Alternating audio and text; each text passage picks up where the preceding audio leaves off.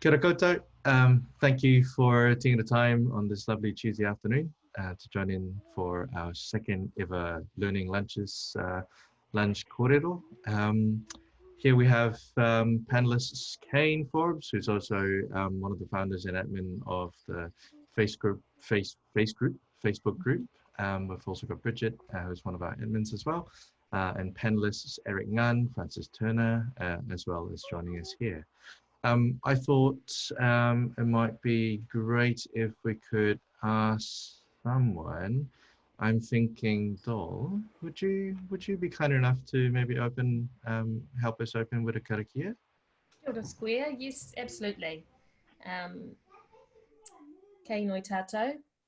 Whakataka te hau ki te uru, whakataka te hau ki te tonga. Kia mā kine ki uta, kia mā taratara ki tai. E he ake ana te ata kura, he tio, he huka, he hauhu, ti hei, mauri ora. Thanks very much, Dol. As Grace did in the last Learning Lunches session, I thought we'd kick off just very quickly with a quick round of sort of introductions. So if we could maybe speak to who and where you are, how you would describe yourself, who is in your bubble, and just to up the ante a little bit, who would you really love to have in your bubble? So I'll kick off first. My name is Square, kia ora. I am currently in Waterview, Auckland. I would describe myself as an arts manager slash creative producer. I'm in my bubble with my almost 3-year-old daughter who keeps reminding me that she's about to turn 3. And my wife, as well as a few housemates. And the person or persons who I'd really, really love to have in my bubble right now are actually my maternal grandmother and my maternal great-grandmother, because it occurred to me a few days ago that I never really had the opportunity to hear their stories, even though they were still alive when I was a kid. And I would love to have this opportunity to do that with them. Francis? Okay, kia ora. Kia ora tātou. It's nice to see everybody. I'm Francis Turner. How would I describe myself? Probably just an independent change maker these days, after my career in the arts and in business. So thank you very much for even asking me to be a part of this. I'm very excited. I am in a bubble in Herne Bay, very fortunately to be in Aotearoa, because just a couple of weeks ago I was back in America with my mother and realizing that life was shutting down with all of this. So I'm pleased to be back in Aotearoa with my friend Greg and his son Connor in my bubble here. But I dearly wish that my 2 daughters, Kate and Alex, were here, but they're safely in their own bubble. And yeah, I kind of wish I could hug them on a daily basis, but we just do video chat. So yeah, I think that was all you asked. Yeah. I think that's it. Kia ora. Eric? Kia ora, everybody. I'm Eric. I'm a event producer and urban sketcher. I'm in West Harbour, Auckland. With the bubble that I'm in is got my wife and my sister with me. We also run a cattery as well, so we still have to remain open as an essential accommodation provider. Nice. The bubble, yeah, the rest of my family's all in Wellington, brothers and sisters and nieces and nephews, and so yeah, that'll be great if they were in the bubble that I'm in. But hey, we play what's in front of us. Thank you. Kane? Kia ora, everyone. Kane. I am a creative troublemaker. I make theatre. I'm working on some festivals and things like that for here where I live in the Manawatu. I have the ranges to my back and the river, and in front of me is the north, and to the side of me is the coast. The Manawatu, I think, is quite a dramatic spot for creative thinking. I really love the notion of this place, you know, inspired the heart of a chief to stand still. And I take a morning bike ride down to the river each day I've been finding that to be a really great creative kind of framework for me in my work each morning. Who I'd like to have in my bubble. Nana's here with me. I don't know if you guys can see me, but I've got her vintage Cornish tea set, coffee set, which I love. But I when you first asked me the question, Square, I was like, probably like my ex-girlfriend, but then that's pretty unfair because she obviously doesn't want to be here. So it would probably be my father. And the reason that I'd like my father here is not because I could kill him with the COVID, because he'd be quite high risk, but he's actually a really brilliant, I do a lot of design, a lot of set design and lighting design and things like that, but he's significantly better than me at producing the plans that someone else can actually use. Whereas I'm a bit more archaic. I'm like, take me to the theater, let's get the saws out, you know? So he would actually be able to create the designs on paper right now for what's going through my brain. So it'd be good to have him here. Nice. Would probably drink way too much. We'll jump to Bridget. Kia ora, my name's Bridget. I'm based in Wanganui. I'm one of the admins for the group and don't work in the arts sector as such. I come from tertiary education, but I'm finding this whole process absolutely fascinating and very educating, and just helping out where I can. In terms of who I'd like in my bubble, most of the rest of my family's in Auckland, so it would be good to have them here and be able to hang out with my nieces before they get too old and disinterested in the world. So yes, that's me in a nutshell. Nice. We've got a couple of other admins in here. We'll just jump to them quickly. Hey Pip, kia ora, malo. Oh, Pip, you need to unmute yourself and let me do that for you. There you go. Is that cool? Talofa lava, ngā mihi nui ki a koutou. Really good to see you here, and kia ora Karen, good to see you there. Yeah. Also an admin, but as I described to the team, but sort of cheering on the side, it's really good to be able to jump into this today, particularly to support the team who's doing some incredible work.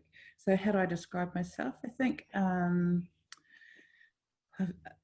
more of a creative community activist. I think has been my background, but I do manage also different events and some other groups as well. And it's just been really good just to hear what people have been up to. Cool. And who would you love to have in your bubble if you could have anyone at all? Would probably be our son in Melbourne at the moment. Nice. Nice. I just feel a little bit better if he was here. And over to you, Simon. Kia ora koutou. Simon. Hello, great to see you. Nice. I think Francis gets the prize for the most extraordinary backdrop, Zoom backdrop. Awesome. And I'm going to have to rearrange the furniture. Look, I'm Simon Bowden. I'm let me see. I'm a musician and an advocate and a practitioner around philanthropy and philanthropic support for all causes with special interest in the arts. That's really what I'm doing now. And I'm in my bubble with my family, which has been fabulous. Just the girls are 10 and my son's 13, and what a special time to be together as a family. And you may know my wife works for Creative New Zealand and she's around the country all the time. So having Amanda home has been awesome, been really great. And the person that I would like to have in my bubble is the drummer in my band. Yeah. Oh yeah. Yeah, I just like playing all day. I'm not getting any time to do music, which is crazy. Oh. Yeah. Too many other things. Yeah. Got it. Thank you. Gray, shall we jump to you? There you go. Kia ora everybody, my name's Gray Burton. Hi, thanks for the invite to come and join the group for today. I'm a practitioner living in Birkenhead in Auckland, and I run Lake House Arts Centre in Takapuna. And in my bubble, I have my lovely wife Nikki and my young daughter Lily, who's 6, and my young son Griffin, who is about 2 and 2 months. And who would I like to have in my bubble? William Shatner. Yeah. Legend. Totally. Legend. Cheers, everybody. What about you, Sonia? Kia ora koutou, ko Sonia Takuingoa no Otaki Aho, and this is my doggy Riley, who is very, very clingy, and he's in my bubble with me, and it's just us.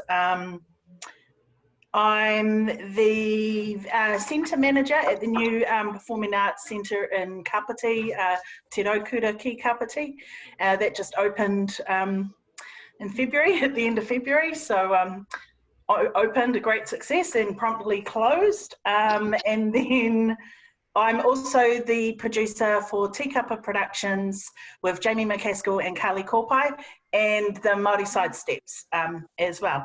And I would love to have in my bubble my twin sister and my dad. Hey, you have a twin sister. I do, we're identical twins, yeah. Nice, nice. What about you, Delina?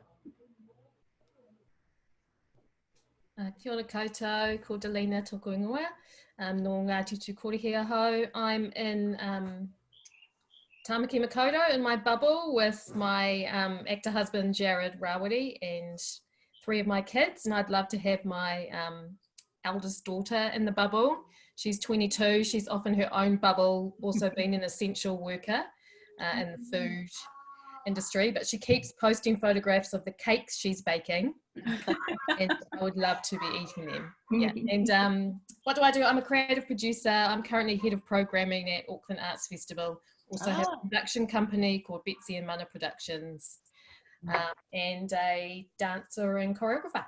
Nice. Okay. Estarte. Hello, I'm in Palmerston North, not far from Kane. I'm part of the Community Arts Board, polymath, particularly liking 2D and 3D work.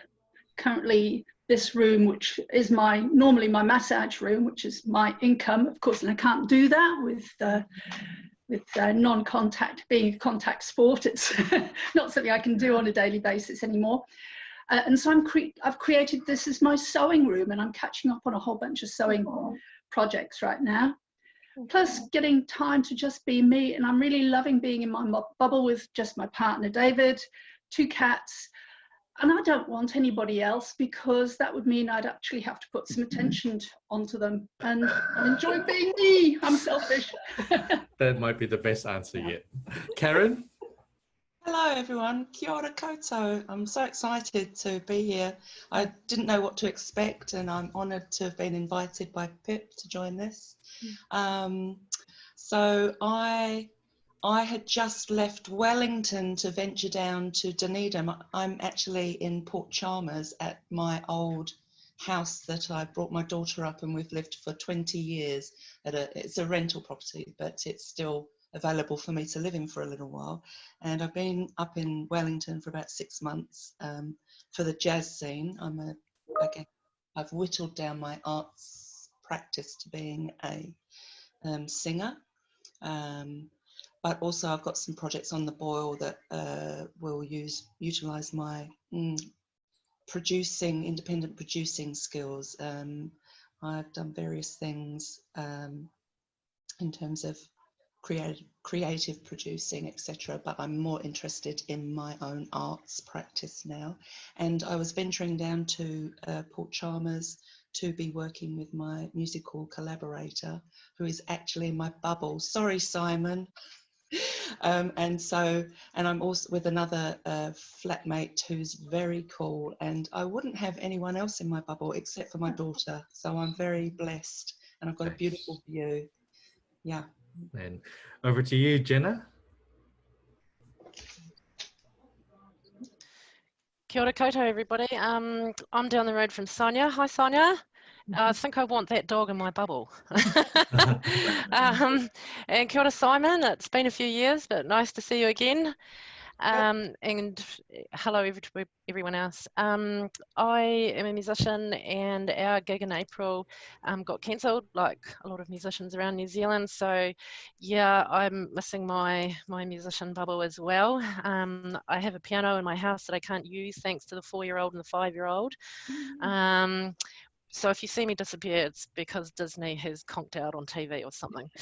I've got a group that I started here 22 months ago called the Kapiti Arts and Creative Industries Group.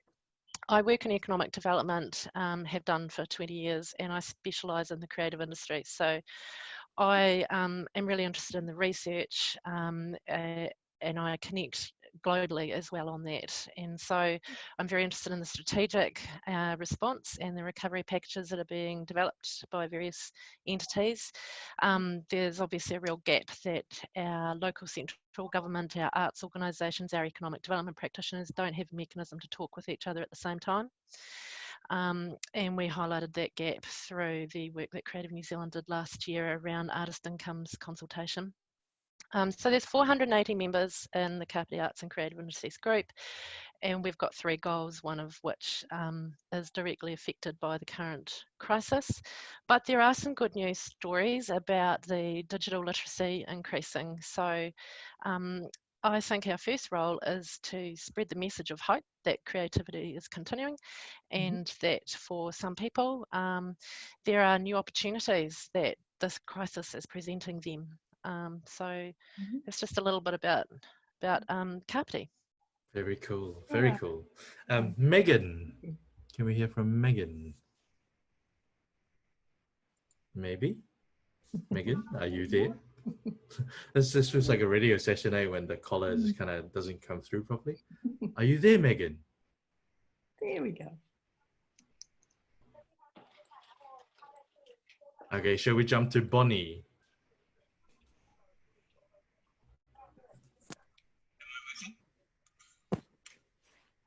Kia ora, bro.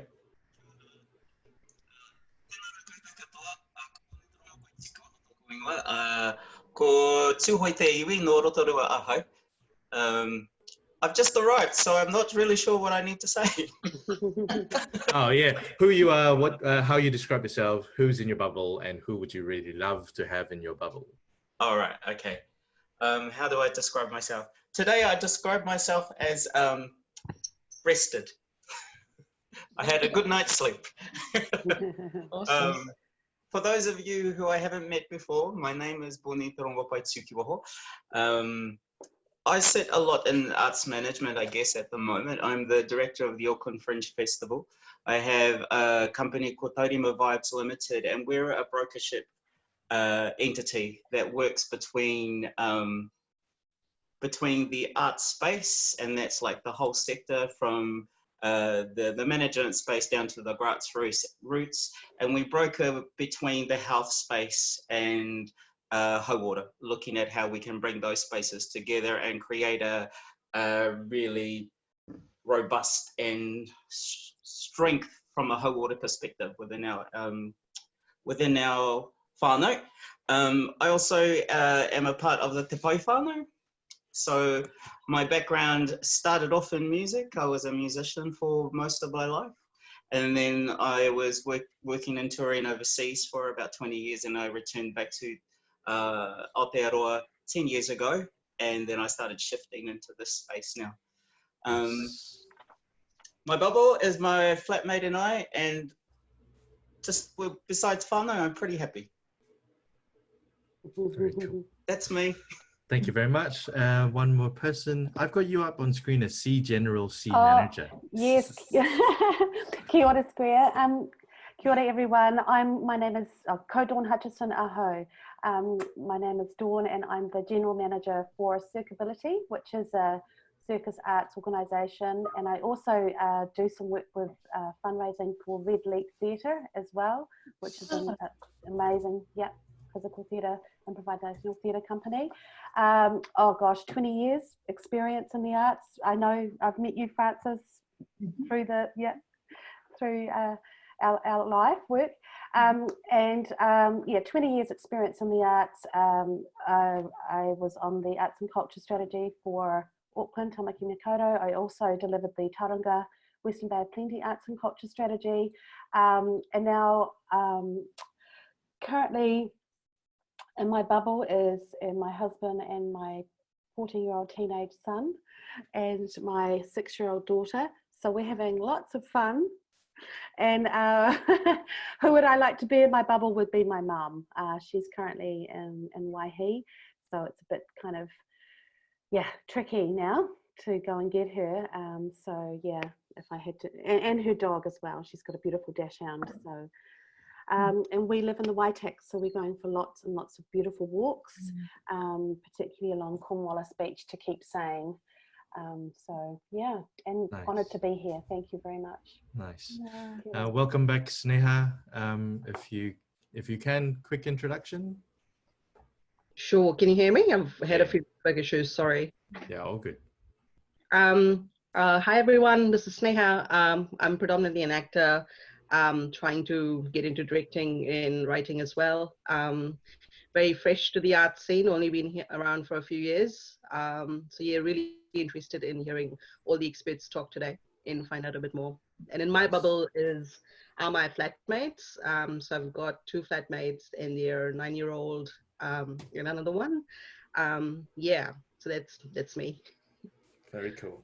Last but not least, we have Megan. Megan dropped me a message saying that her mic's not working. So, but Megan's from Titirangi and she's part of the Auckland Arts Festival and NZIFF whānau. Hi, Megan. Her bubble is her and her partner, Nick, and the only other person she'd love to have in the bubble is a personal chef. Don't we all? Right, so Sneha, interesting you talk about experts in a room. We now have 17 experts in this room, which is fantastic. And I guess just to frame things, before I sort of frame things for the session today, just a few sort of housekeeping things. First off, feel free to go grab a kai or drink. Who's actually having a proper drink right now? Anyone? No? Oh, yes. Water.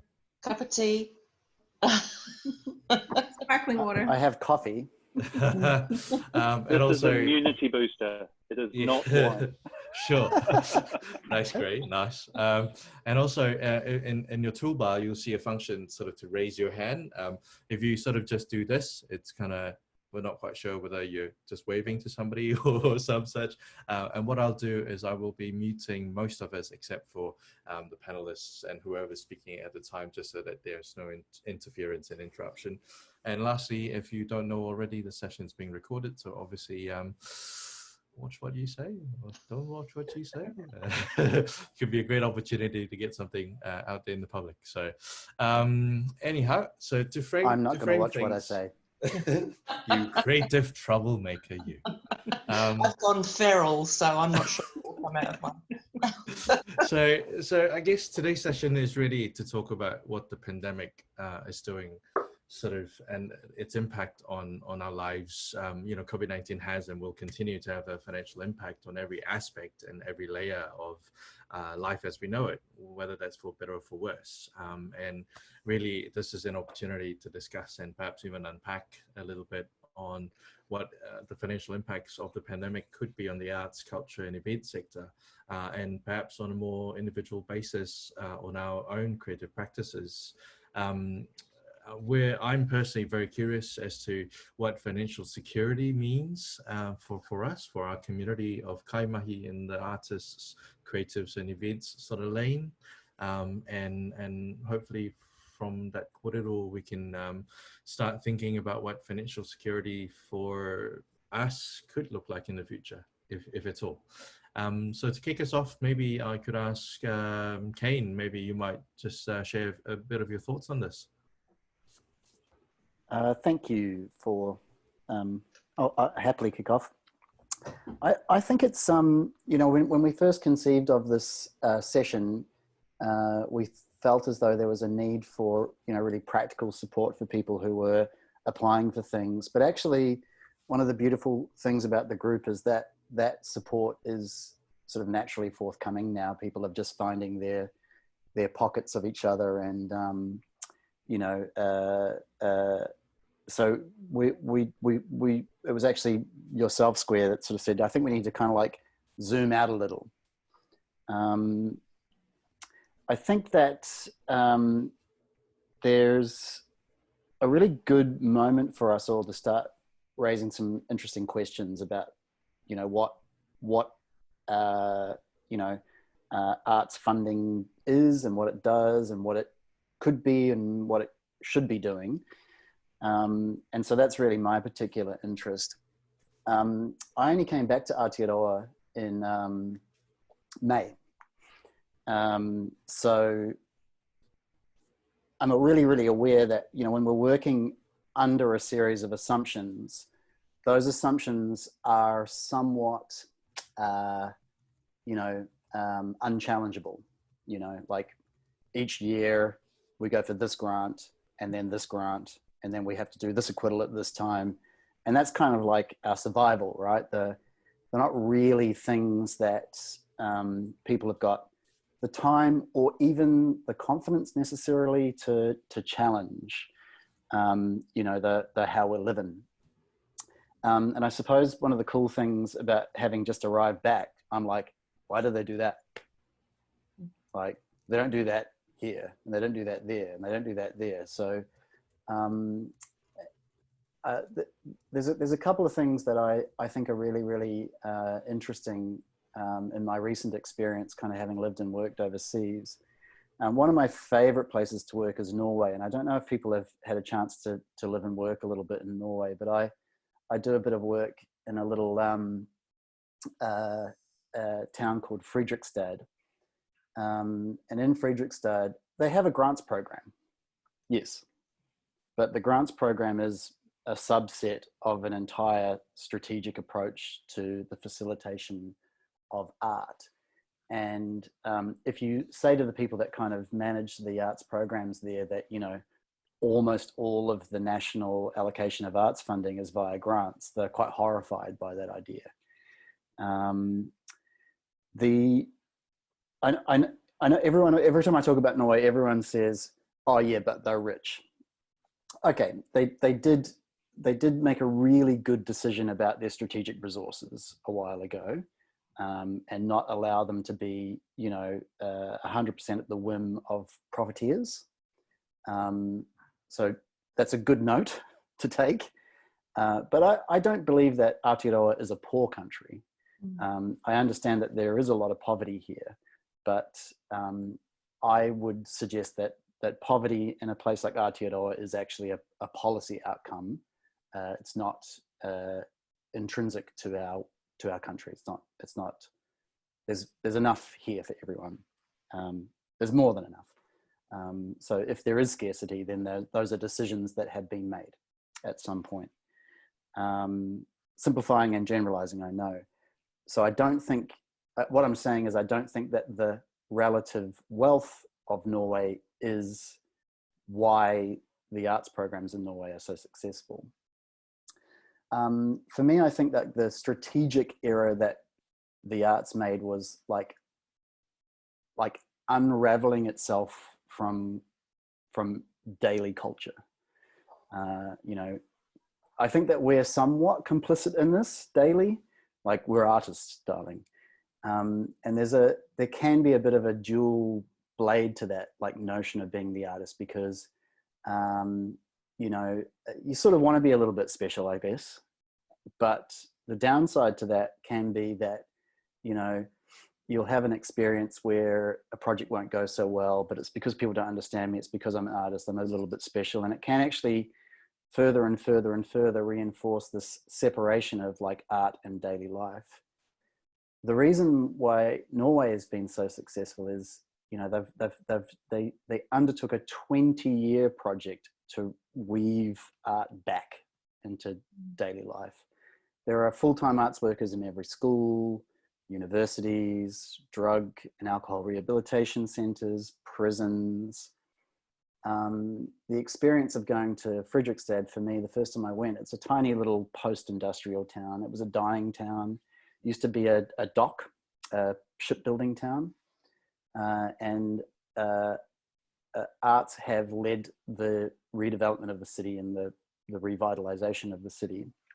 And I'll go to the pub for a beer, for example, and I'll be talking to, you know, gruff-looking ex-docker, and, you know, why are you here? Oh, I'm here with the theatre. Oh, of course, welcome. My daughter loves that. There is no, there's no difference between daily activity and arts practice, certainly in that town.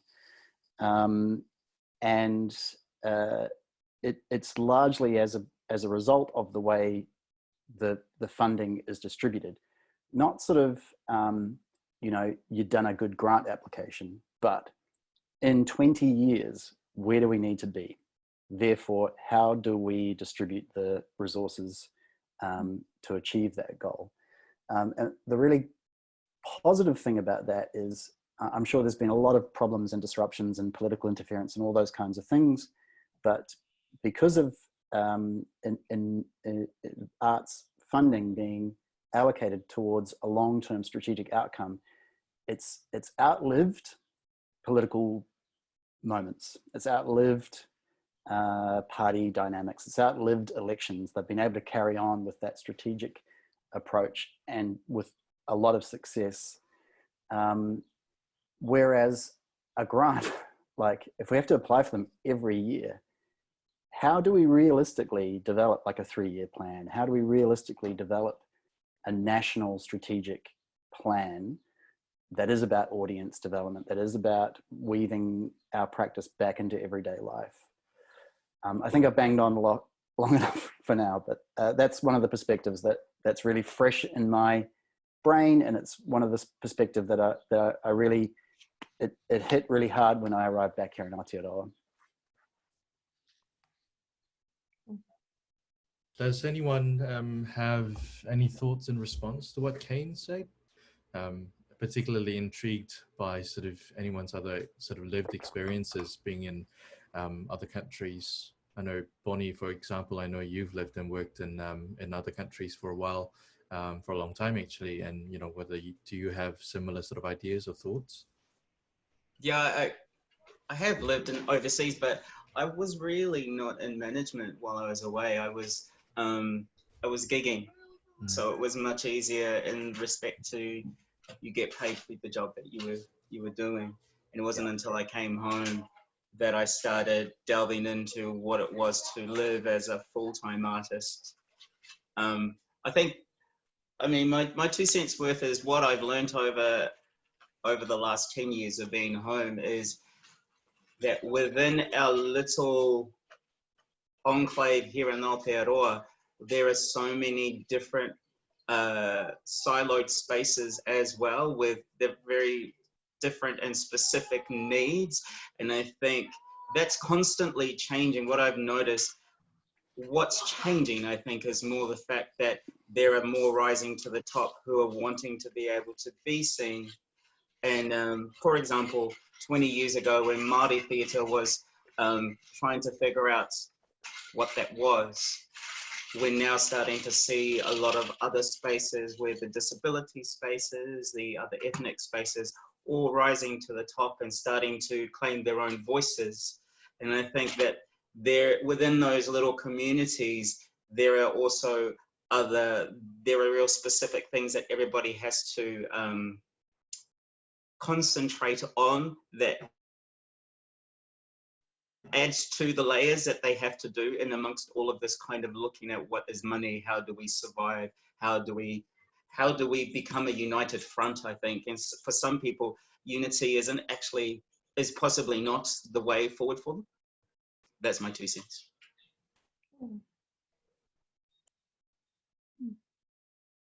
Thanks, Bonnie. I guess, you know, with the big question, you know, financial impact of the pandemic on us as practitioners, the clear and most immediate impact is on our mahi, you know, or loss of work, and those of us who live in the sort of gig industry, you know, a lot of cancellations, a lot of postponements and stuff like that, and that obviously has an immediate impact on our livelihoods and on our families and various other things.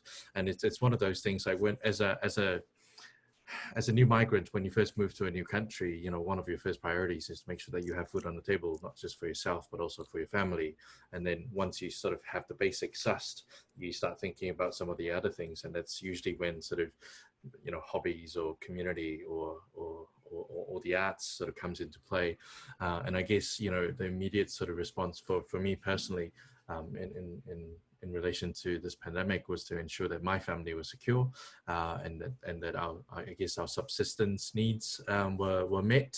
And now that we've sort of addressed some of those, you know, we can sort of have some more thoughts in terms of what it all means. And so what I'm really curious about is has and how has the financial impacts of COVID-19 affected your creative practice, if at all? You know, Gray? Okay, immediately, our organisation in the last 3 or 4 weeks has lost $40,000. I mean, that's a reality. We were 2 weeks out of finishing term classes.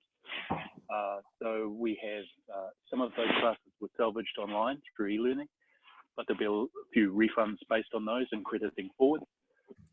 And we had to cancel our whole April holiday program for all kids through this period. So immediately we identified we'd be on the back foot. We did that, I think, the day before we went into phase 4. So understanding just the bare bones of the financial impact as early as possible was absolutely vital for us to then go, how are we going to strategize now? We have to strategize in terms of the worst case scenario. And for us, we've got not only one worst case scenario. I'm very lucky because I'm working with a very, very strong trust board and governance of really onto it people who are all taking the time to make sure that the organisation is looked after, even though we're in these trying times. So our worst case scenario is actually 3 worst case scenarios we're working on. So one is we return to operations, relatively normal operations within 6 months. One is we return to relatively normal operations within a year. One is we return to relatively normal operations within 18 months. And anything else is a bonus. They operate on the basis of 0 income. So how do we survive while we've lost the income that we generated, 3 weeks ago, and then we just have 0 income coming in. So on that basis, we are looking at every opportunity, which is funding, and most of the major arts funding organisations have yet to actually show how they're going to support us. We looked at Auckland Council haven't raised their hand at all to help us. They sent us a survey, which we're filling out. So we look back to ourselves and what we can generate. We're very strong on our values. We want to operate with integrity, artistry, and manaakitanga. We want to keep our community together. Those are primary values for our organisation, and that's where we've shifted from keeping our community together in a physical space to keeping it together in a virtual space. And so the whole strategy has been built around that. This is really difficult because everybody's still in limbo, right? We're all still in limbo, waiting to see what kind of things can actually happen. We decided not to be in limbo. We drew a line in the sand. We said we are going to shift immediately to e-learning. We are going to start training our tutors from day 2. We are going to start writing up the marketing and the promotions for what we are doing. We're going to work out Zoom conferencing as much as we can to roll it out. We're going to look at the residual impacts of that on the organisation, what kind of income we can expect as a minimal income to begin with, and whether that saves our organisation or puts it more in jeopardy. And we start connecting the community back through those means. But we had to make one really clear decision when we did that, which was when we've committed to e-learning, it's now a part of our practice from now on. We don't then go back to what we were before. Nice. Our organisation has had to evolve to incorporate it as normal practice from now on. And that means that you have stability in your strategizing and you're not sitting in a limbo and not going backwards. No one likes to go back to what they had when they've moved forward into something else, I find. So we're going to pack up the whole organisation, put it on our backs and shift into the virtual and then shift the virtual back into the space. That's our strategy. And it has created a financial stability for us in our planning. That's the bottom line, is that we can now project the survival of our organisation based on key choices and keeping to our values. Francis, I see lots of nodding from your end. Do you have any reflections or thoughts to share, either in response to that or just generally around today's topic? Yeah, no, kia ora, thank you. Gray, thanks very much for sharing that. You know, a real practical example of, and it really speaks to a question that I've had a lot in my mind going over this is, you know, we're in this very odd, surreal world of lockdown. As you said, Square, a lot of us, our mahi is, we can't do it, you know, and I'm very conscious that there are people, you know, creative artists might be telling stories and creating stories. There might be a real possibility to paint and depict even what life right now is going on for them, and how that looks in a visual sense or in a song or even a piece of theatre that we may see someday on the stage again. But I also am very aware that this is a really major pivot time in our life in every facet, and that for the arts, it's a real pivotal moment. So Gray, you've just shared a fantastic example of an organization that's gone, right, we got to pivot now. And, you know, there is a lot of that the question that I've had is about, well, how are we continuing, or how are we having conversations either ourselves or with our trust boards? Fantastic, you've got a great set of governors around you, about how are we reshaping, reforming, and what is it that we're going to be when we come out of this? So what are we going to look like when we come out to lockdown or alert level 3? What might we look like at alert level 2? What might the world look like when we're back at level 1? You know, what are those gradations, and what does it mean for each individual practice and or the organization? But as an independent person, now that I'm not working in the arts in any one company, I like the idea of working for the arts at a larger advocacy level for, you know, kind of harnessing a lot of what we would like in the post-COVID world.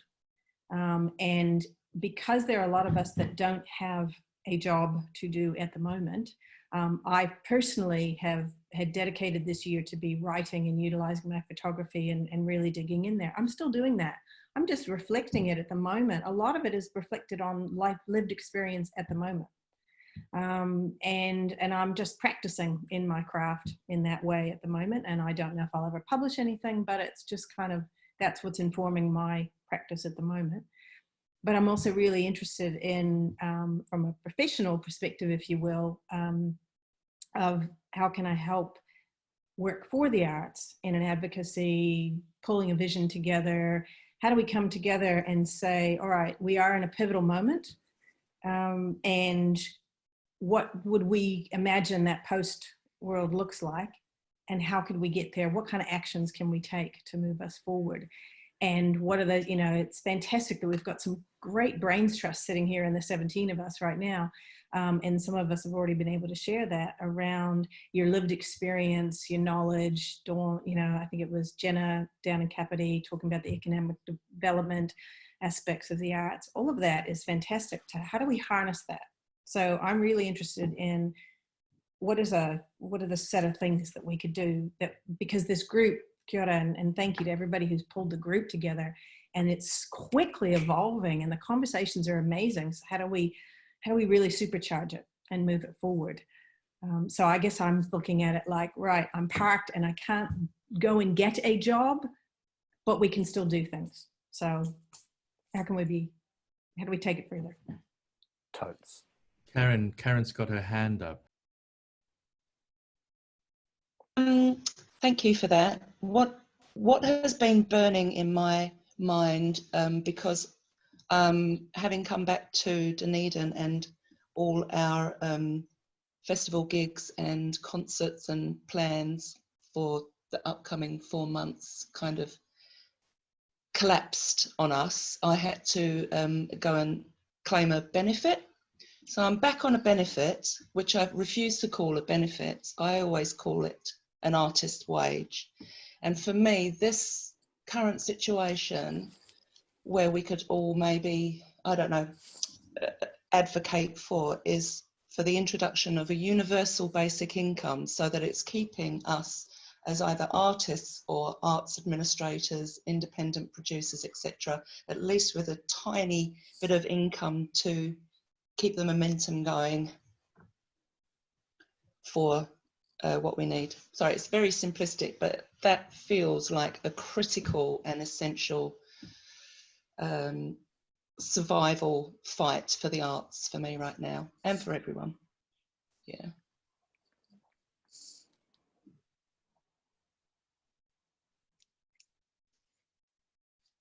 That's all. Where you need to turn yourself on. Square, you're muted, my friend.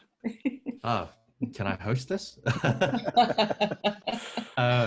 What I was saying was that this is an interesting argument because you know, there's a lot of sort of pros and cons sort of perspectives on why or why not creatives should have a UBI or otherwise. My own personal opinion is, if anything, the experience that we're currently having, not just in Aotearoa but also worldwide, suggests that, you know, creatives on a UBI could find themselves having their creativity and output greatly enhanced, because the reality is, whether there's a UBI or not, creatives create. That's what we do. And if anything, when you sort of level the playing field in the sense of taking away that little nagging, you know, as in Simon's words, keeping the wolves from the door. Once you've kept the wolves from the door, then you can sort of apply yourself in different creative ways. It's interesting that it's just been announced today that Spain will look at continuing a UBI. They'll be the first European country post-pandemic. Obviously, what that looks like, who knows? It's certainly an interesting one, because, you know, the whole, you know, Andrew Yang's campaign was entirely, you know, one of the big platforms was UBI, and in a really weird way, we're all on that, in that reality, without, you know, nobody kind of really planned for it, but we are in that reality now. I'm interested to hear from Sonia, just in relation to what Francis was talking about. You know, Francis sort of is kind of is transitioning from organization to sort of a more personal professional practice, where Sonia, I think you've kind of gone the reverse a little bit. So I'm interested to hear, you know, how this pandemic is affecting you and your practice. Yeah, I mean, I've always maintained a full-time job on top of doing stuff on the side, you know, total burnout, recipe for burnout. And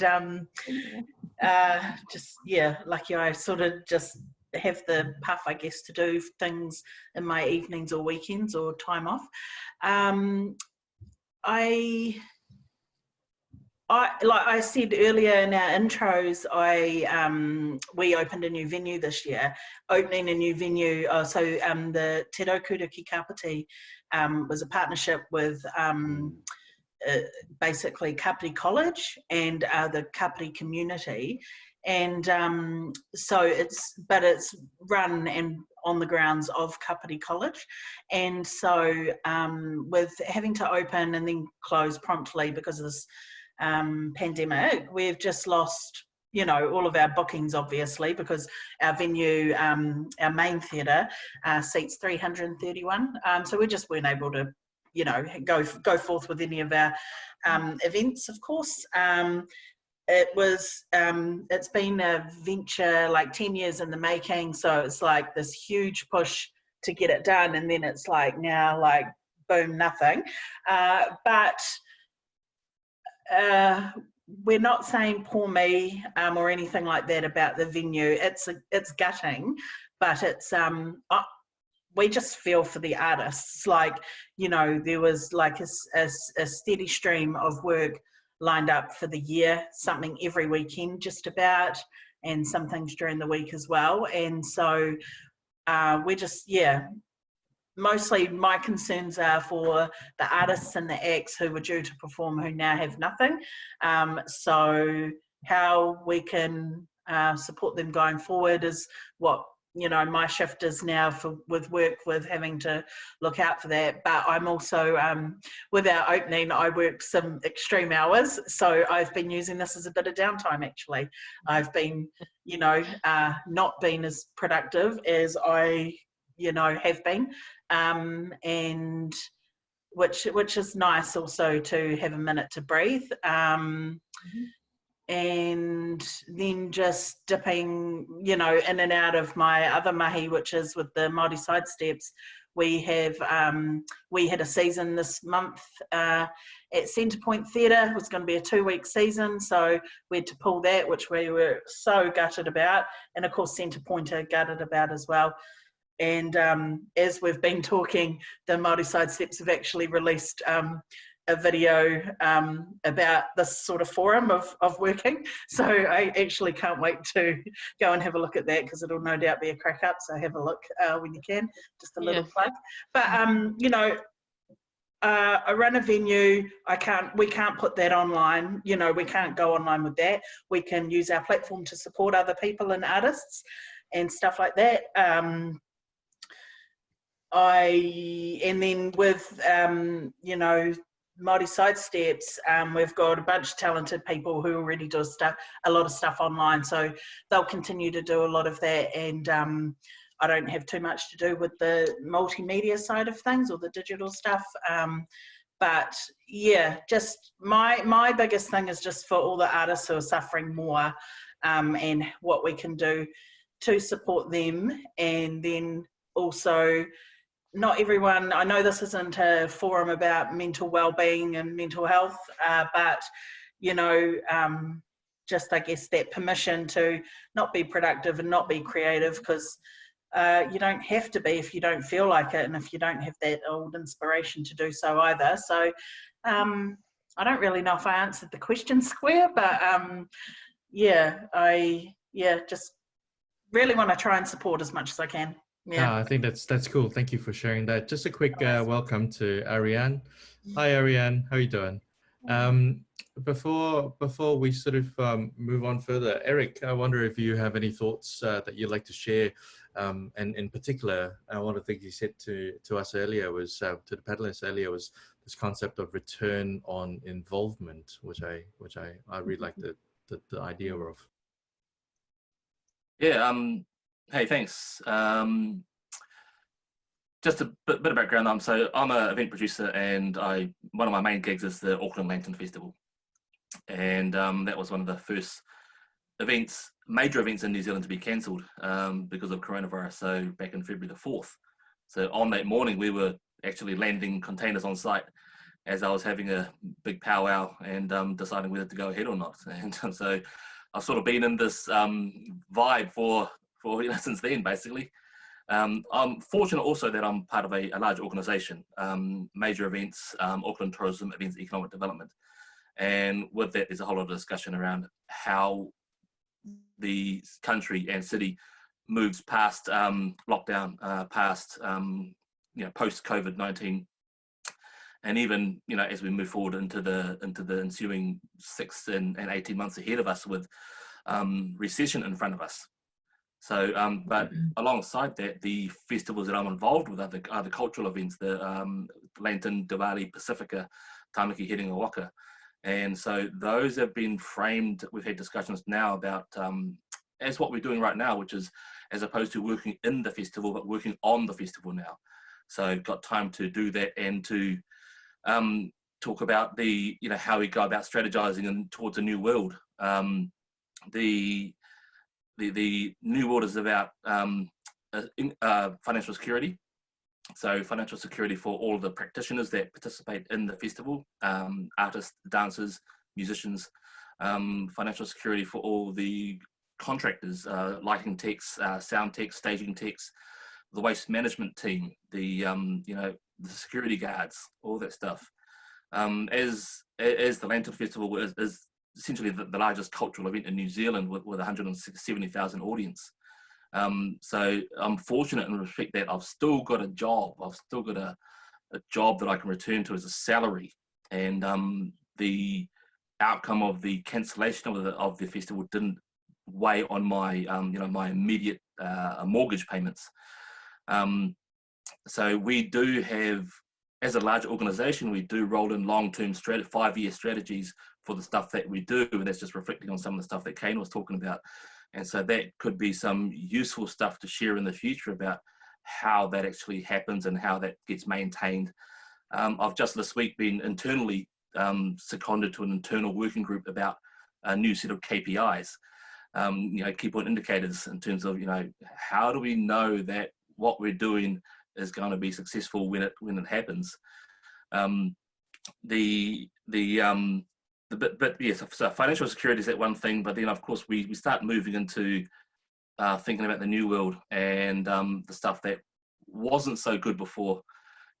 How do we leave that behind, and how do we design something new that's going to suit the new world, basically?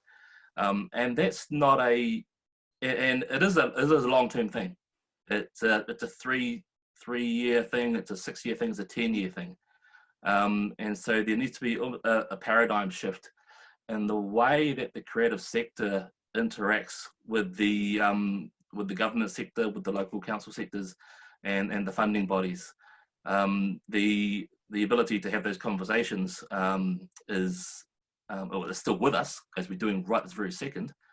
We can't get together in a whiteboard and do the whiteboard scenarios that many corporates do, but I'm sure there's a different way that the creative sector can do that and reframe the conversation in terms that are useful to us. I'm sort of sitting in both camps because I'm in the larger organization, but also fundamentally I'm a visual artist. And that's that, as you said, return on investment. Everyone knows that term, return on investment. You put in $10,000 and you want to see a return of X amount of percentage, so you want to get $17,000 out of it. But then the reframing about the return on investment is something that, return on involvement, beg pardon, is something that, I've sort of tried to fold into the festivals in terms of how the festivals have been judged, basically. There are several KPIs that we have at big festivals, is an 85% audience satisfaction. So we roll out a survey, survey the audience, and one of the big ones is 85% satisfaction. The other one is share audience numbers, and then there's something about GDP, about visitation nights into the city, hotel bed nights, and that sort of stuff, and GDP spend. But the thing that we have never been able to really lock down is that cost that's associated with each and every family member, each and every person that goes to the festival, that travels from their home, gets on a bus, walks to the festival, enjoys 4 hours at the festival, buys food, and returns. And so that's maybe a 6-hour day, 7 hours, I don't know. But that in itself can be monetized. That in itself can be captured and shown as a return on involvement, because they've chosen to spend their time to go to the festival, engage in a cultural event, engage in that edutainment type scenario of enjoying the culture but learning about the culture as well. And I know that there are people around the world that are looking into that return on involvement, about how to, because we're still we're talking about money, we're talking about financial security, so we're still in a capitalist system. And so it's up to us, it behooves us to how to respond and how to talk to that system, because it's not going to change anytime soon. I mean, we've probably got one of the more social liberal governments that we have in a long time, but still the art sector is still in the same structure, grants, fundings, short-term, long-term, that's just been carved up differently every single season. And we're all part of that too, because we do buy into it, and we have to, because that's what's in front of us. But the opportunity is to think about things with a different framework in mind. I feel like this investment, return on investment notion is it's bound to happen at some point when we're over-reliant on grants. I think grants are important, and I think we should have grants. They're contestable, they're arm's length, all those kinds of things. But I think that they should only be one of the many kind of funding tools that we have available to us. Because I feel like, the return on investment, we're being played a little here. Like it's not really a very easy thing to win. Most arts organizations and artists that I know and that I work with are powering ahead with scant resources and achieving quite huge and remarkable things with them, and yet they're still sort of struggling to justify the return on investment. when I was at Regional Arts Victoria, we actually, we paid a lot of money, we could at the time because we were big, to actually conduct a really far-reaching study, which did look at all the travel and the gas and the hotel rooms and the dinners and all those kinds of things, you know, and it was like for every buck we spent, there was another $3 of activity generated. Like it's amazing. Wow, what a, you know. So once we had that study, I was like, cool, nailed it, done. No one's ever going to ask me this question again, but it still came up. And I think that it's, look, I'm not trying to suggest anyone's being deliberately like cruel, but when we're talking about a scarcity model, we are talking about the creation of people that are going to do well in that scarcity and the people who are going to lose out in that scarcity. And so I think that, you know, buying into that investment paradigm is damaging to arts strategy overall.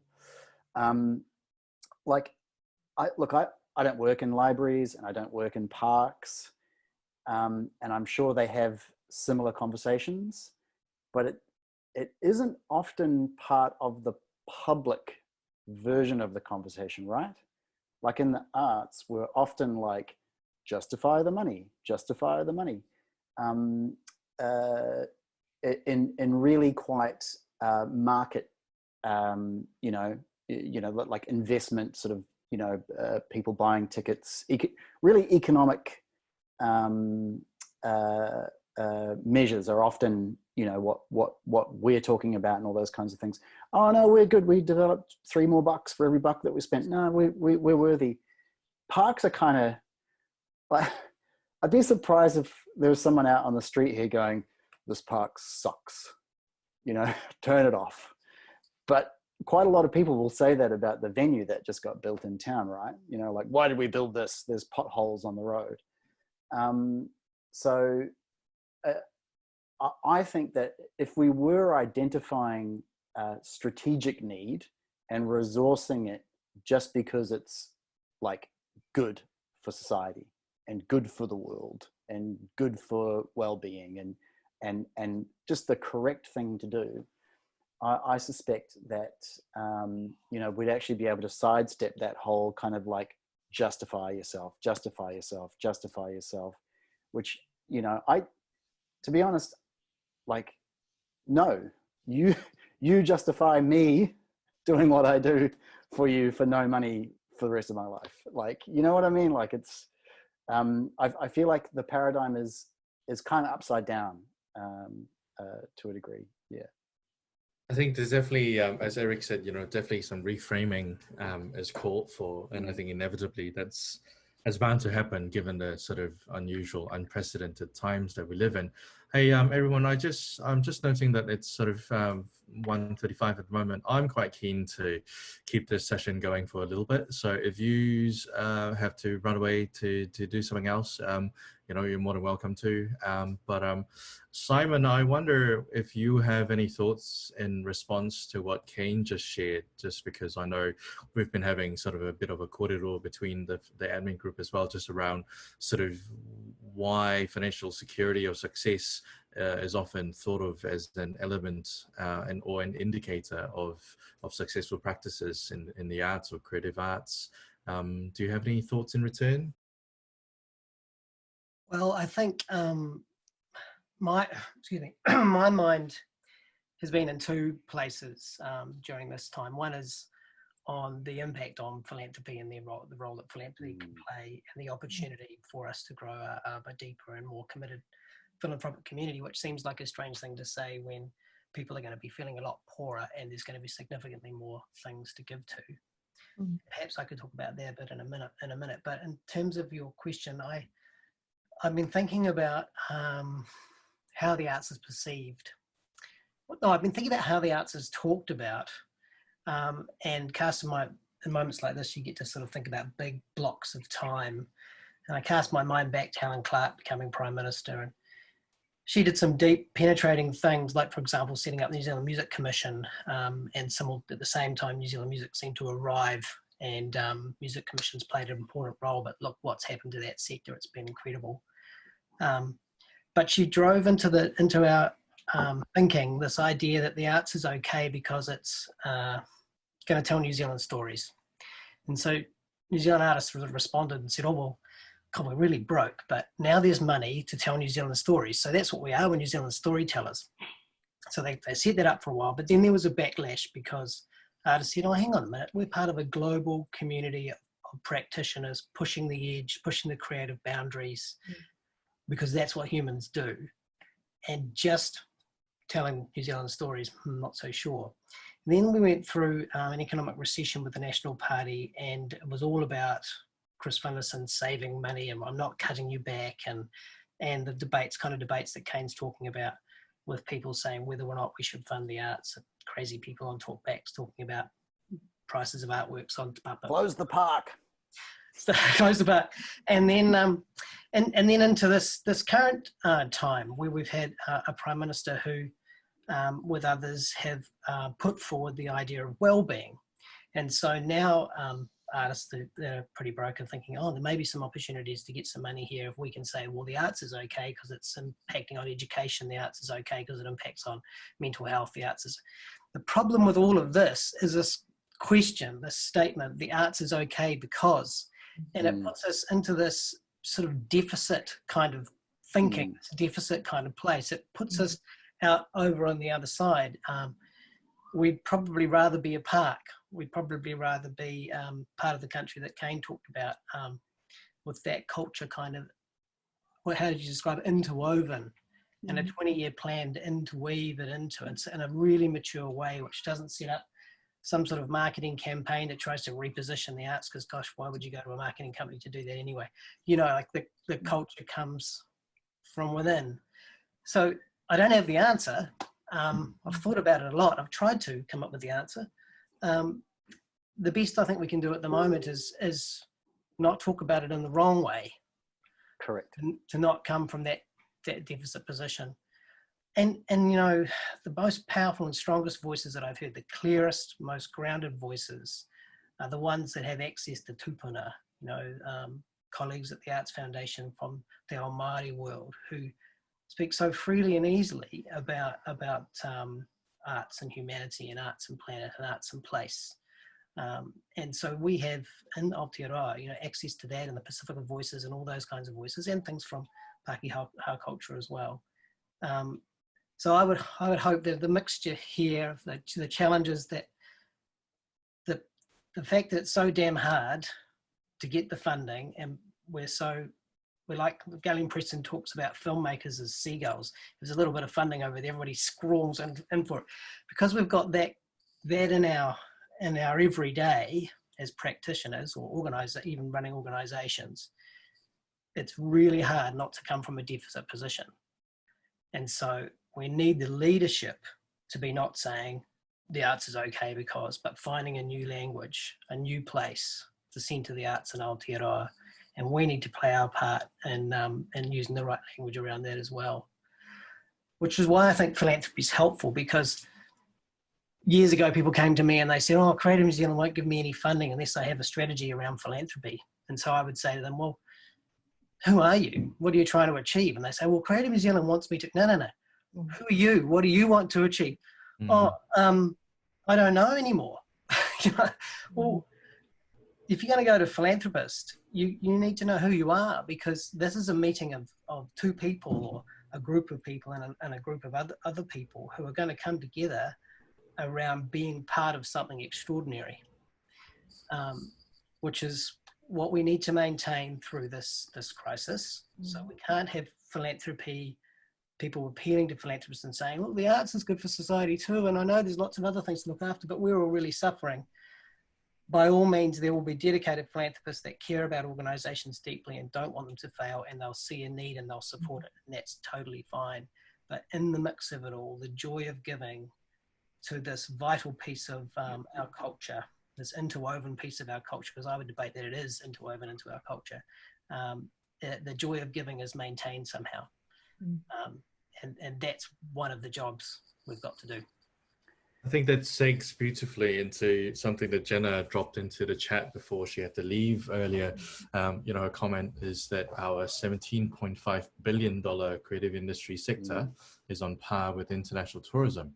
Yes. So investing in our sector to produce new work helps hospitality as well as community well-being. And she posts, I'll just rephrase a couple of the questions there. How are we capturing the economic impact across our creative industries in a coordinated way to help inform policymaking and decisions for support packages, if that activity is going on to begin with? And secondly, you know, how do we best capture and I guess help enunciate or share or give light to those opportunities? I wonder if panelists, you guys have any thoughts in response to Jenna's partai? Yeah, sure. So sort of got that equation there with the arts industry and the tourism industry. That is going to change right in front of us. The tourism sector is going to be hit hard massively, and so is there a way to? It's an opportunity, you know, to reframe the voice that comes from the arts sector to say this economy here is entirely valid and should be supported in the same way, or not in the same way, but you know, to be elevated in the thinking and in the strategies. It still leads to, if we're going for that aspirational vision there, which is flip the whole thing upside down, then there's still, in amongst all of that's the end goal, but in amongst all of that there is that 3, 5, 6 year strategy to achieve it. It's the same as Jacinda Ardern you know, as she came on board talking about, you know, the alert 1, 2, 3, 4. You know, it's the same scenario, and there is a comms and marketing aspect to it. You've got to get the message across, and you can be sure as hell that Jacinda's got a massively talented comms team behind her. It's not all her putting that out there. The next part of that was who controls the voice, basically, because it's such a wide and separated group or disparate group. There is self-interest. There is some, you know, areas that just want to go it alone. But there's got to be a way to sort of drag it all along together in the same line, because it does feed on each other. The slight difference in that economic circle there is the new money. Okay, so for local artists, for domestic tourism, so forth, that's money that's already in the economy that's sort of just churning around and around. You know, somebody earned a local wage, spent it on a local person, and bought a local coffee. And so the progression, which is pushed by our capitalist society, is about increasing that pie. And you can really only do that by new money coming into that. That's why they're so focused on hotel bed nights and international visitation. Francis, Kane, any thoughts? I keep thinking, I mean, one of the things I used to have said for a long time in my executive roles, particularly to donors, but even to people who I was hoping would be donors or sponsors or whatever, was always that, you know, I think we live in a world where, or we live in a way which arts and culture is seen as the last $10 that you spend rather than the first $10 that you spend. And I used to talk about, even with my board, and say, how do we change that? Because actually, you know, we all read, we've all grown up with, you know, stories, we've all grown up with the arts intrinsic in our lives. But how do we help have that, advocate that conversation better so that we are, as a nation as well, you know, in that whole strategic view, investing in the arts really strongly as part of that woven fabric. So we've talked about weaving in that fabric. So how does that become, we are part of the first part of investment, not the last part of the investment. So that's a really, really big thing for me. And I'm just going to leave it there because that's a whole big question. Again, I come back to the idea of we're pivoting. So we talked yesterday, the panelists, we had a bit of a conversation. And one of the things that we did discuss was, if we had 5 minutes with the Prime Minister right now, what would we want to lay out in front of her to say, this is the kind of post-COVID world we'd really like to have. And this is where we, you know, how can we work together with the government, with the powers that be, with a whole group of collective people to say, this is how we think we'd like to move forward. And we don't actually have to have all the answers right now, because we won't. You know, we couldn't possibly put all the answers together in the next couple of weeks, but how do we begin the conversations, and how do we get the agreement that yes, things do need to shift? That's the first thing. You know, do we need to shift? Are there things we need to let go of? Are there better ways to go into the future? If that's true, then all right, what are the actions that we start taking? So if, you know, I keep thinking about what would be that conversation that we'd have, the first conversation, because it wouldn't be the last conversation either that we might have with our Minister for the Arts. So those are the kinds of things that get me excited, and I would really love to think that out of the back of this we can keep this kōrero moving, and find a really great way to collectively say, this is the vision we have, draw that vision up, and it's going to morph, you know, it'll evolve as well, won't it? But how do we keep driving it forward? How do we get some of these voices and these advocates, like I keep saying, working for the arts right now, when some of us can't work in the arts at the moment? Yeah, one of the provocations for today's session was, you know, the questions around when we emerge from this pandemic experience, can we define a new economic reality for the arts? I somehow, hearing everyone's sort of thoughts and responses, feel like we should rephrase that question to be more, when we emerge from this pandemic, how can we define a new economic reality for the arts? And you know, that shouldn't sort of, we shouldn't have to wait until the end of the pandemic to start doing so. I think, you know, now's the time for us to start putting some of those base ideas down, you know, to get into the rooms with the right people to share our thoughts through forums like this and others as well. And then, you know, what would that arts and events sort of economic ecology look like? What should the levers be, and what can or should be the new normal? Kane, do you have any thoughts on this? Yes. I overheard one of my team once say, if you want them to do it, tell them you don't think it's possible. I don't really like I don't really like being told what to do. No, it's not quite right. I don't like there being an idea of impossibility, right? I think, you know, I like embracing a challenge, like, can we solve this? What's the genius that we can apply to a real or perceived problem and fix it? That's what really excites me. And let me assure you, things that seem, you know, religiously defined in terms of the way funding and resources are shared are subject to change. The people that invented them, guys, were just like us. Just like, I don't know, man, let's do this. Like, they weren't geniuses, or, you know, their ideas were as contestable as yours and mine. And a real life experience for me was, you know, with the touring program that I managed at Regional Arts Victoria, this huge touring program. And we were paid by the state of Victoria to do our job of managing tours. And yet every year we did grants for every single project. You know, I tried the sort of, you know, the return on investment angles and all those kinds of like financial drivers, and it wasn't penetrating. And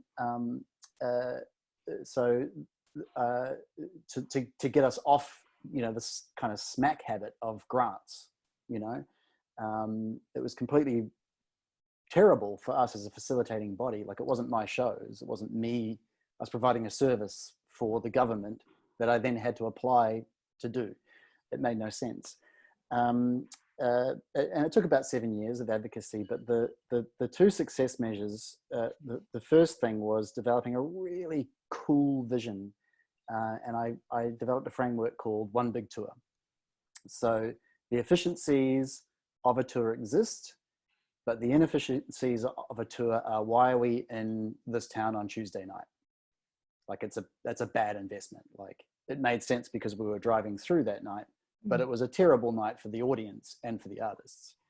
So I developed a framework called One Big Tour. The entire year of investment gives us the same return on the money, but we don't have to be away from home for 3 months and experiencing those kinds of mental and physical health deficiencies. We don't have to be in Taihape on Tuesday when no one's going to come, costing us thousands of dollars. and that was a really cool vision that the government of Victoria was able to get their head around. But the second part of it, and the thing that really succeeded, was activating the selfishness of others for good. So I went in one day and I said, you are paying me to spend hundreds of hours on grants. Is that really what you're giving me the money to do? And they were like, nah. And I was like, and how much time do you spend like on those grants? They were like, tens of hours. Like, let's just not do that. And eventually they came around, they gave us the amount of money that we would get annually on average upfront. And it was such an extreme paradigm shift from trying to cobble together tours that had all those terrible Tuesday nights and bad audience experiences and bad artist experiences into a 3-year strategic plan for artistic development, audience development. We were able to take the money that we had, invest it wisely in things where there was really like clear need. And we were able, because we're grown-ups and understand our jobs, to identify need, right? And not have a grant around it, just go put the money there. And the other thing about it, the really cool thing about it is the projects where we would go for grants because we just needed grants to keep going, that actually didn't need them. We just took them off the table and we just made those work as sort of almost like a commercial model. So we also reduced, what would you call it? Like sort of somewhat dishonest granting, because the grants were driving, the grants drove the strategy. They didn't support the strategy. So A, it's entirely possible. B, there's a lot of good that can come out of it. So, you know, I think that Aotearoa is in quite desperate need of a national independent advocacy body. I feel like we're kind of pulling that together in a sort of embryonic form at the moment. But I also think, you know, a really cool challenge for us at this time of somewhat stillness is to create, like, you know, I would love us to be able to go that 1 minute with the government, you know, here is our vision for a national artist-led recovery program. It's new money, it's well supported, people are going to get paid not starvation wages to do what we're doing anyway, to do our job, our literal job, to inspire the hope and vision of the future that's going to be needed once this moment of crisis has passed. And I think at the same time, redefine our role in the national ecology. Yeah. Thank you, Kane. I can see that we're just coming on to 2 p.m. now. Bonnie had a really awesome suggestion that perhaps more time and more conversation needs to happen. So we might may well do a second part to this this corridor sometime soon. But I guess in the interest of kind of wrapping up for today's session, one of the things I really loved about the last learning lunch was Grace's little sort of pearl of wisdom right at the end type thing. But I think it might be more sort of appropriate to frame it in the context that both Francis and Kane have talked about. So perhaps I could do a quick round and ask everyone to think about this. If you had a minute with Jacinda to talk about this topic, financial stability for the arts, or whatever that means or is to you, what would you say? Perhaps we can kick it off with Gray, because you look like you've got something good to share with us.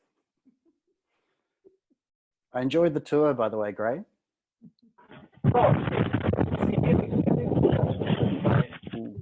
Can you hear me clearly? Is that better? Now we can. Yeah, sorry. Sorry, I had to switch my my headset over. So I was noting something that sort of turned into a quote. Here it is. That was really tied to Simon's comments earlier. That art, if I was going to say something to Jacinda, it would be something along the lines that art is your asset. It enriches inside and out. It is our home. It is our nourishment. It is our soul. Value it and value us. Nice. Ariane?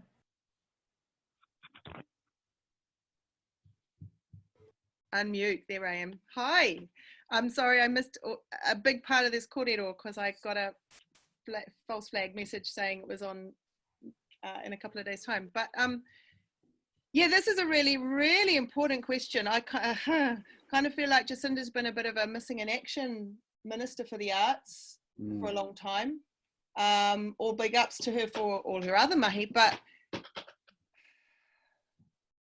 yeah, arts is our hope. Arts is our hope. Arts is how we process, and that's really critical right now. Hey, you get pulled back to some pretty bare bones stuff in times like this, and arts is our expression and our hope and our processing, and we need it more than ever. And that's going to happen in lots of different ways. It's going to be at a micro scale and a macro scale, both a storytelling and a leap into the future. But we need our best minds imagining that future, and our best minds providing that hope, you know, like those moments for people to get out of their own heads and through storytelling and all of that stuff. It goes to what Kane talked about earlier, right? You know, if you could sit in a room with Jacinda and persuade her that, you know, what could happen is an arts-led national recovery. You know, what would that look like? It is about stories. It is about storytelling. It is about our practitioners, you know, I guess being at the forefront with everyone else who is an expert in their respective fields. To help spur the regeneration or the reclamation of whatever is lost or destroyed through this pandemic process. So, Pip, what would you say to Jacinda? I would ask Jacinda, what kind of artist does she want her daughter to be? And I would suggest that she actually spend an hour with Linda Smith. If anyone got to listen to Linda Smith speak today on Not Our Apocalypse, I think she would have maybe resonated with lots of things that people have said today from every one of the speakers. And I just want to acknowledge all of you for that, because I've created it made me think about connecting a lot of things. And I'm also a funder. I'm on a trust. We give out thousands, millions of dollars every year. And I've made me think a lot about that. But that's what I would be asking Jacinda. What kind of artist would you like your daughter to be? Nice. Sonia, how are you going to match that one? Yeah, no pressure. No, I really like that, what Pip just said, that quote of, you know, could say to her, every child's an artist, the challenge is keeping them so, and how she planned to keep her daughter to create and be an artist. And I think she's a real person. I'll just have a real conversation with her. I'd ask her what shows or what arts experiences she's taken part in or experienced, and what was on her calendar coming up, and how she personally engages with the arts and what she gets from that, and just sort of try to see what she personally, how she personally values it, and try to I guess magnify or increase that in a nationwide level, how she would expect, you know, other New Zealanders to, or what she would, I can't articulate myself very well, but how that would then transpose to what she does for the country, for the arts. Yeah. Nice. What about you, Eric?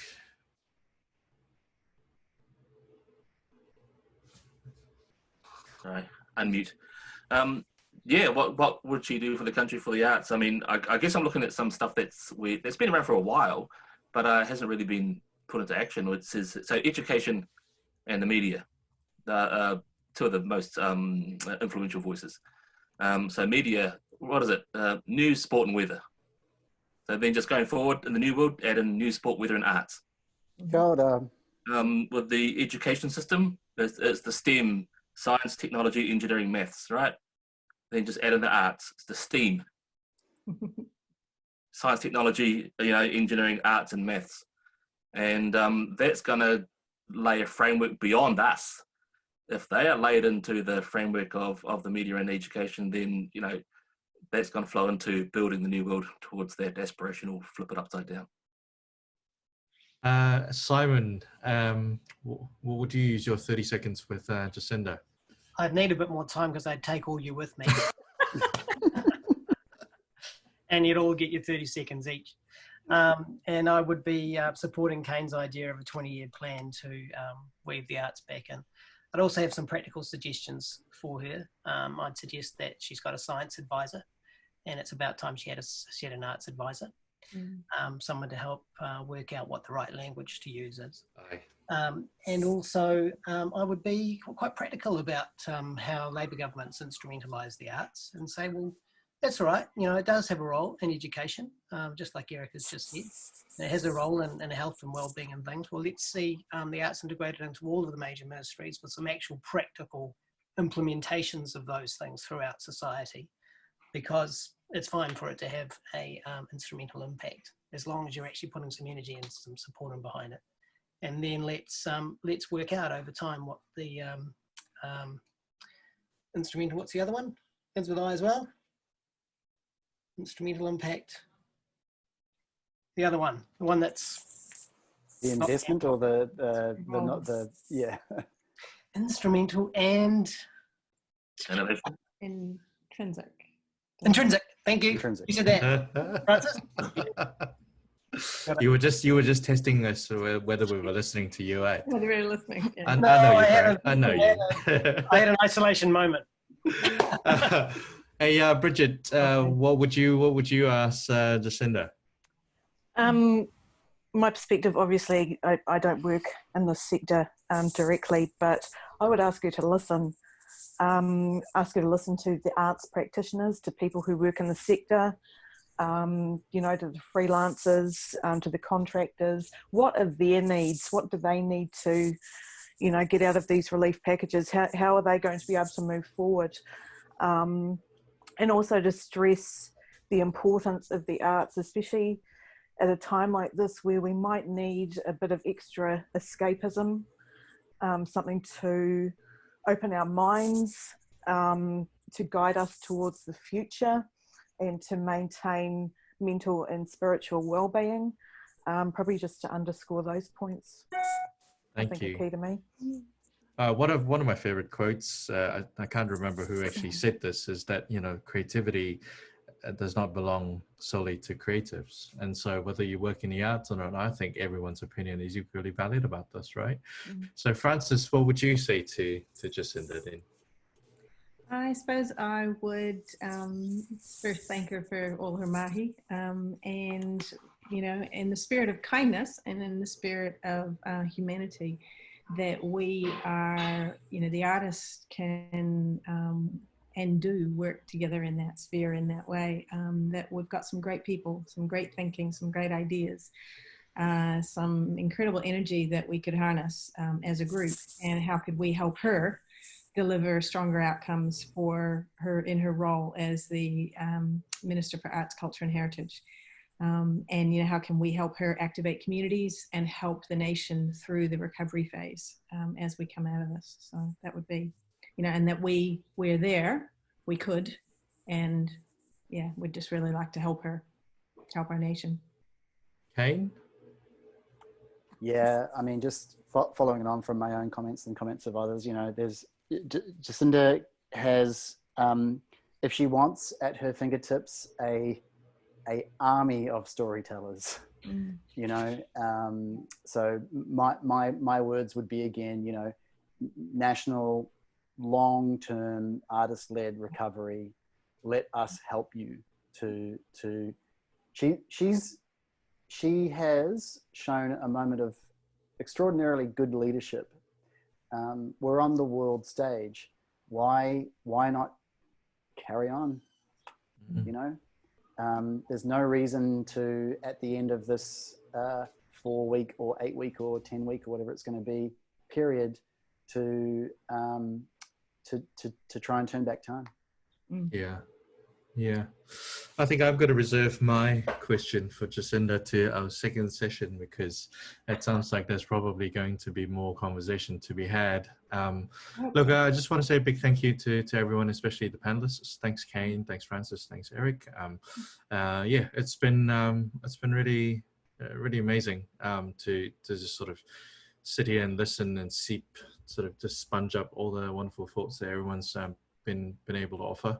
And I reckon we should definitely do another one of these on this topic soon. So yeah, look, I hope everyone stays safe in your respective bubbles. And as I guess as Jacinda says, you know, be kind, kia atawhai. And yeah, we'll see everyone again pretty soon. All right, ka kite anō.